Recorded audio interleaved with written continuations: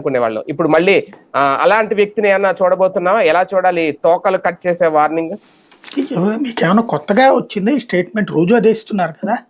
ఇవాళ కొత్తగా ఏముంది, విశాఖ వెళ్ళి మాట్లాడారు అంతే. దాంట్లో రోజు తోకలు కట్ చేస్తూనే ఉన్నారు కదా, అనేక మందిని వైసీపీ వాళ్ళని అరెస్ట్ చేశారు కదా. అదే ఇప్పుడు కూడా చేస్తామని చెప్తున్నారు. అందులో ఏముంది కొత్తగా పాయింట్? కానీ అంటే బెదిరించడమా ఇది? అధికారంలో ఆయన ఇప్పుడు ఇవాళ కాదు, మీరు ఒకసారి 95 నుంచి చూడండి. ఆయన ఇదే స్టేట్మెంట్ వస్తుంది. ఆఫీసర్ల సంగతి తేలుస్తానంటారు, వాళ్ళంతా చూస్తానంటారు, వీళ్ళకి చేస్తానంటారు, జరిగిపోతానే ఉంటాయి. జరిగినవన్నీ కూడా అదిగో బాబు గారి వాళ్ళనే అనేటటువంటిది ఒక కాన్సెప్ట్ నడుస్తుంది అనమాట. బేసిక్గా తోకలు కట్ చేయాలి ఖచ్చితంగా. రౌడీజాన్ని నడిచేయాలి. గంజాయిని ఎవరు చూసుకోవాల్సిన పని లేదు. ఇప్పుడు నిన్న కూడా గంజాయి 130 కిలోలు ఎక్కడో దొరికింది. ఇప్పుడు ఎవరు నమ్మాలి?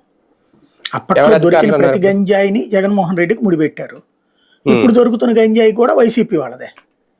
అదొక విచిత్రమైనటువంటి ఒక టాక్టిక్స్, మాటల్లో టాక్టిక్స్ చేయటము, దానికి అనుగుణంగా అవునవునని చెప్పేసి బాకాలు ఓదడం అనేటటువంటి ఒక మీడియా సిస్టమ్ నడుస్తుంది. కాబట్టి ఆ ఎకో సిస్టమ్ని వాడుకుంటూ వాళ్ళకి కావాల్సిన స్టేట్మెంట్, వాళ్ళకి కావాల్సిన మాటలు మాట్లాడుతుంటారు.